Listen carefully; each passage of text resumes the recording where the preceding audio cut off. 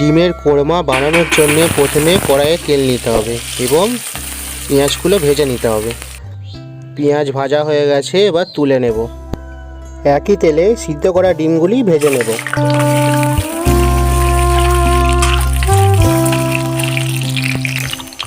ডিমগুলো ভাজা হয়ে গেছে, এবার তুলে নেব।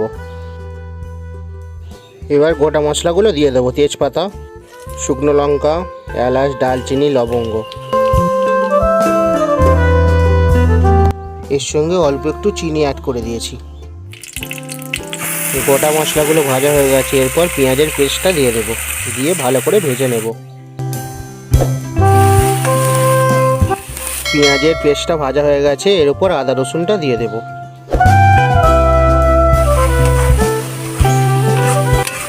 লবণ দিয়ে দিলাম।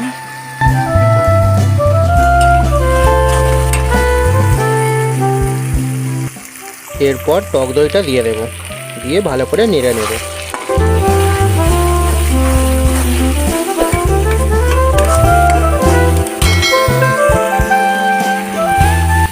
এরপর কাজু বাদামের পেস্টটা দিয়ে দেব।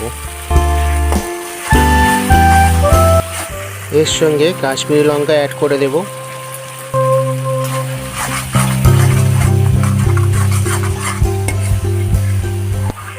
জিরে দিলাম। সব মশলাগুলো কষানো হয়ে গেছে, এবার এর উপর দুধটা দিয়ে দেব। দিয়ে ভালো করে নেড়ে নেব।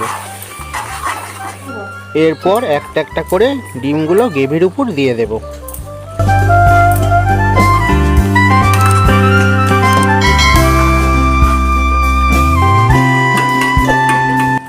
এর সঙ্গে কাঁচা লঙ্কা আর গরম মশলাটা অ্যাড করে দেব। সব শেষে পেঁয়াজের বেরেস্তাটা দিয়ে দেবো। ব্যাস, ডিমের কোরমা কমপ্লিট।